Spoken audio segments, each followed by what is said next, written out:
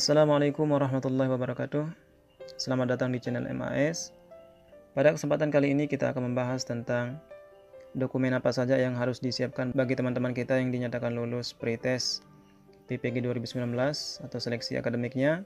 Ternyata di surat edaran ini yang tertanggal 17 Februari 2021 ini sudah dicantumkan ya teman-teman, apa saja yang harus teman-teman siapkan. Sudah jelas semua jadwalnya juga. Untuk jadwal pelaksanaan seleksi administrasi, ini yang nomor 1, pengiriman berkas persyaratan administrasi secara daring pada aplikasi SIM PKB pada tanggal 22 Februari sampai 7 Maret 2021. Berarti ini tanggal 18, tinggal 4 hari lagi ya teman-teman. Ini tolong diperhatikan, pengirimannya lewat aplikasi SIM PKB. Kopinya berarti ini soft copy-nya. Kemudian setelah kita serahkan lewat aplikasi SIM PKB, ada selanjutnya verifikasi dan validasi dokumen calon peserta PPG tahun 2021. Ini tanggal 24 Februari sampai 9 Maret 2021. Setelah itu akan diumumkan hasil seleksi administrasi tersebut dan jadwal pelaksanaan PPG Daljab tahun 2021.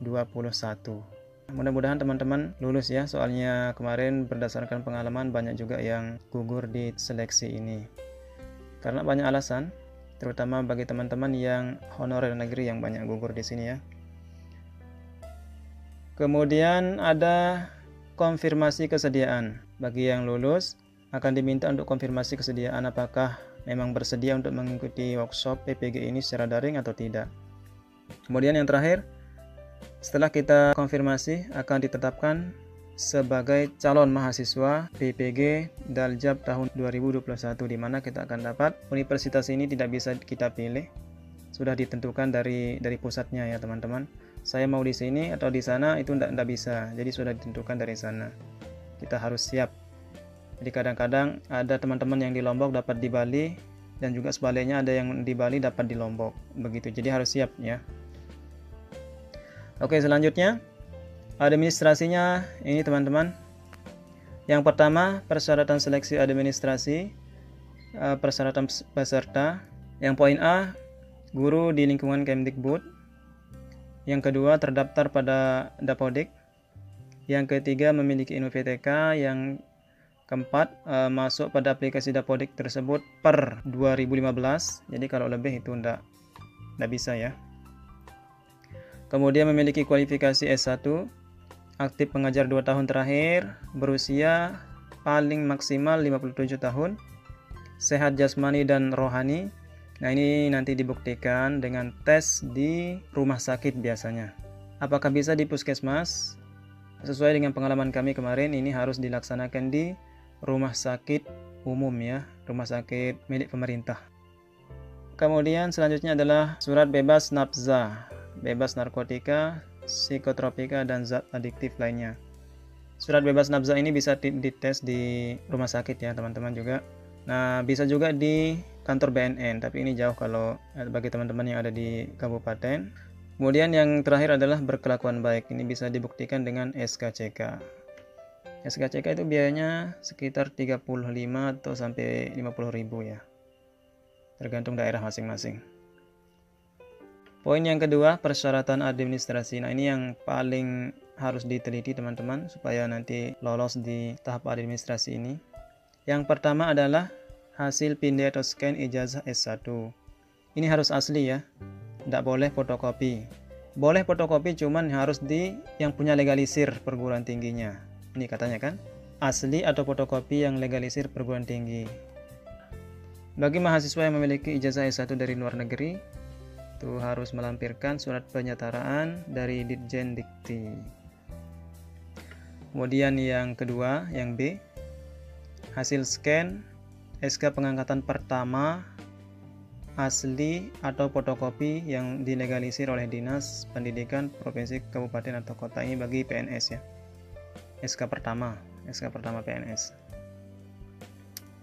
Kemudian yang poin C, ini agak panjang, saya jelaskan sekarang.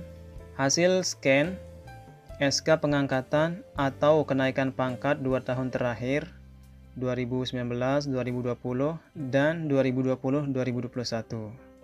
Jadi SK itu yang harus disiapkan adalah tahun yang terbaru teman-teman ya. Tahun pelajaran 2020, 2021 dan tahun sebelumnya yaitu 2019, 2020. Itu harus berurutan. Nah, kemudian ini ada yang dari swasta. SK pengangkatannya itu harus di-scan dan dilegalisasi oleh ketua yayasan. Kemudian yang terakhir adalah bagi teman-teman honorer yang ada di negeri, itu surat perjanjian kerjanya, kontraknya itu harus di-scan dan dilegalisasi oleh Dinas Pendidikan Provinsi kalau diangkat sama provinsi, atau kabupaten kota kalau diangkat sama pemerintah daerahnya, atau bisa juga oleh BKD. Nah, ini problema yang dihadapi oleh teman-teman yang honorer di negeri. Kadang-kadang mereka tidak punya SK kontrak 2 tahun berturut-turut. Otomatis nanti ini bisa jadi masalah karena banyak tahun-tahun yang kemarin banyak teman-teman yang terkendala di sini. Artinya banyak yang gugur lah kalau tidak punya SK bupati atau SK kontrak oleh gubernur atau kota yang berturut-turut 2 tahun. Kemudian selanjutnya adalah yang poin D, hasil scan pembagian tugas 2 tahun berturut-turut, yaitu tahun ajaran 2019-2020 dan 2020-2021.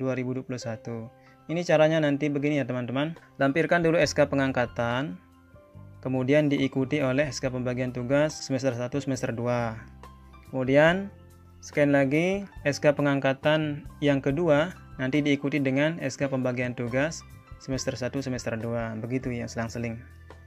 Selanjutnya adalah surat izin dari atasan. Kalau guru bisa minta surat izin dari atasan, dari kepala sekolah. Jadi kalau kepala sekolah bisa minta izin dari kepala dinas atau ketua yayasan kalau untuk yang swasta. Kalau yang negeri kan bisa ke kepala dinas ya.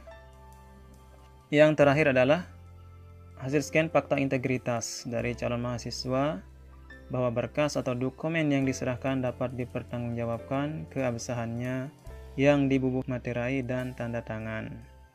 Nah, fakta integritas ini nanti bisa di-download di Sergur. Isinya fakta integritas itu bahwa dokumen-dokumen yang kita serahkan itu bisa dipertanggungjawabkan ya.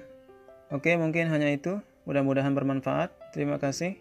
Assalamualaikum warahmatullahi wabarakatuh.